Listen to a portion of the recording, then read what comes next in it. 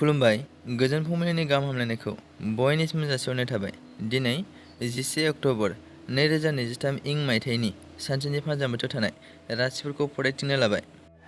मेष राशि, दुखु होजागोन, सोमोन्दोआ बायनो हागौ, गोसो खांग्लिगोन। बृष राशि, नखरनि सुखु गोजोना गोमालांगोन, रांनि जेंना सोमजिनो हागौ, बिफाया खाफाल हमनांगोन। मिथुन राशि, फरायनायनि बिथिङाव मोजाङै दावगालांनो हागोन, समाजाव बिमा बिफानि मोजां मुं लाखिनो हागोन, गोजोन सान।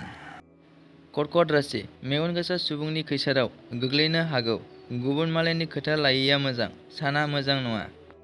सिंह राशि, गोबावनि बेमारनिफ्राय रैखा मोनगोन, जाथि खुरमानाव गोजान लामा दावबायना थांनो हागोन।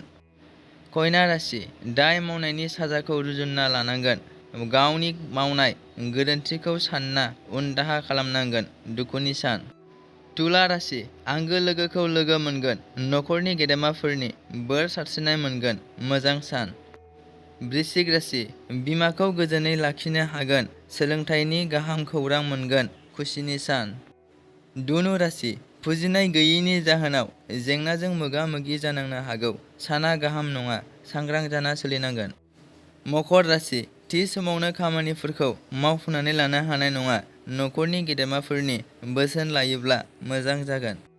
कुम्भ राशि, मोननो गोनांखौ मोनगोन, नखरनि बिबानाव नांथाबगोन, गोनां जानाय समाव आंगोनि मदद मोनगोन। मीन राशि, बेराम आजारनिफ्राय रेहाय मोनगोन, देहानि ख्रुब ख्रुब जालुबाय थानाया जोबस्रांगोन, गोजोननि सान। दिनैनि राशि फरायथिंनाया एसेनोसै।